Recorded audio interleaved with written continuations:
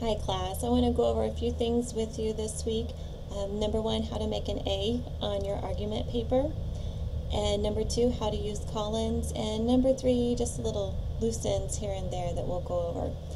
Before we start, I want to encourage you to go over those chapter reviews one more time. I've noted in your gradebook the items that your team missed, so please go over those. This is the only time you will devote to really learning subject, verb, tenses, making sure that you do not illogically shift those tenses, using who and whom correctly, he and him correctly.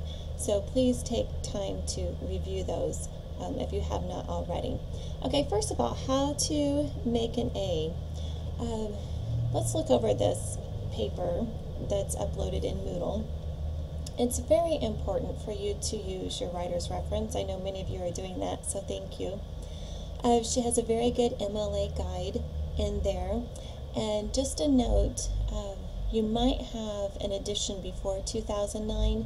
If you do, the major difference in the MLA style format is that we no longer list the URL, the web address, for our sources, unless it's a very particular, specific source. If it's CNN, no need to list the URL, but if it's some sort of a small entity that would be hard for me to find if I were checking your sources, then you need to list that address.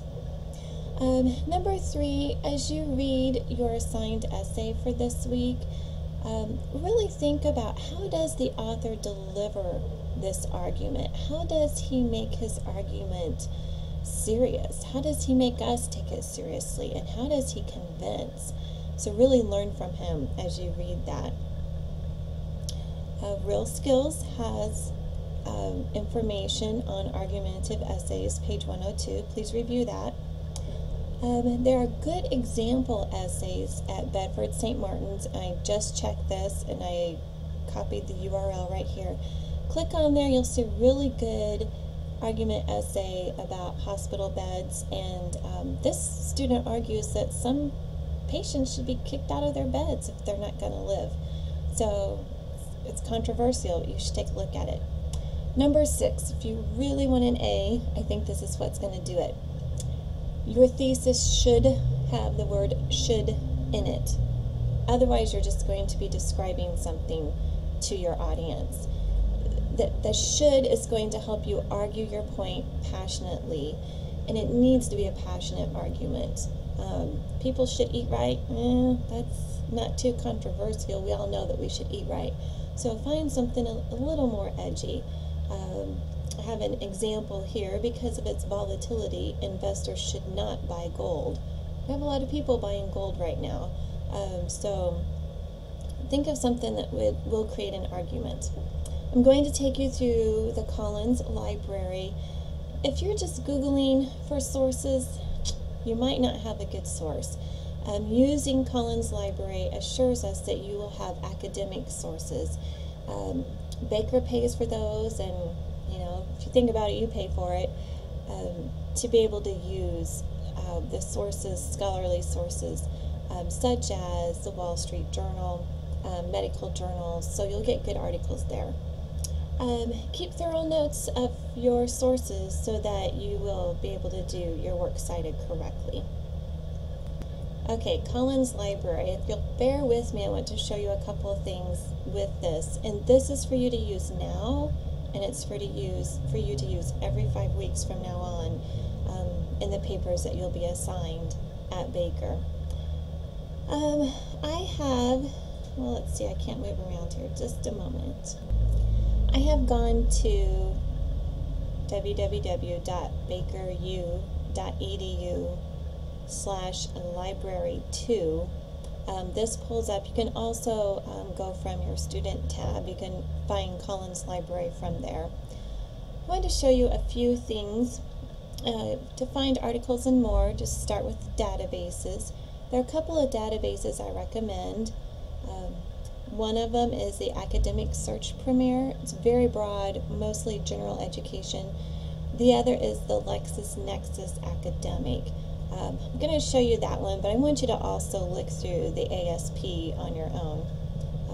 The LexisNexis, it's going to pull up a site where you can search the news, anything since 1980, look up a legal case, get company information for money market investments, research countries, research people, or do a combined research. Now I have already started a topic. Just a moment. Let's search for driving and texting. That seems to be popular, so I'll just do a combined research since that's a little more general. Click go. I'm looking at the past 3 years, which is a good idea. Your research should always be recent. And if we wait, it'll pull up some valuable sources. You'll have a list that you can scroll through. Police crack down on drivers distracted by technology. That's 2011.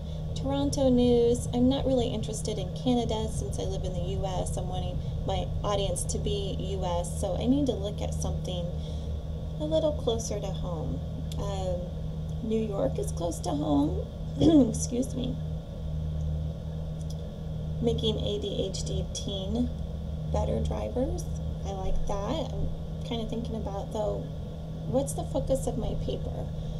Texting should be banned. Well, yeah, we all agree with that. We all know that. That's not very controversial. So you might want to look at, well, let's just go with something maybe more emotional with this. Texting kills. Maybe you and people you know text often, so maybe your argument is it can kill you. Maybe not so much that it should be banned, which yes, it should be, but it kills. How a text cost 2 young lives. This is current. It's fairly local, so I would look into it and create an emotional appeal with this story here of a young teen's life. I'm sorry, it's not going to fit on my screen. But you can see we've got a length of 299 words here. Just a short article. This is something good that you will enjoy. People always enjoy personal stories, so that's a good one to get your audience involved. Okay, this video is going a bit long. This is a lot to put in, but just try some more searches. I go with databases because I usually have the best luck with it, and I go with the ASP and the LexisNexis because I have good luck with those also. But just keep in mind, scholarly journals, something that's published by the government, that's published by the medical profession, that's published by businesses, and not just some organization that publishes their website. So please think about that, look into that, and I'll just stop right here. So you have a good week. Bye.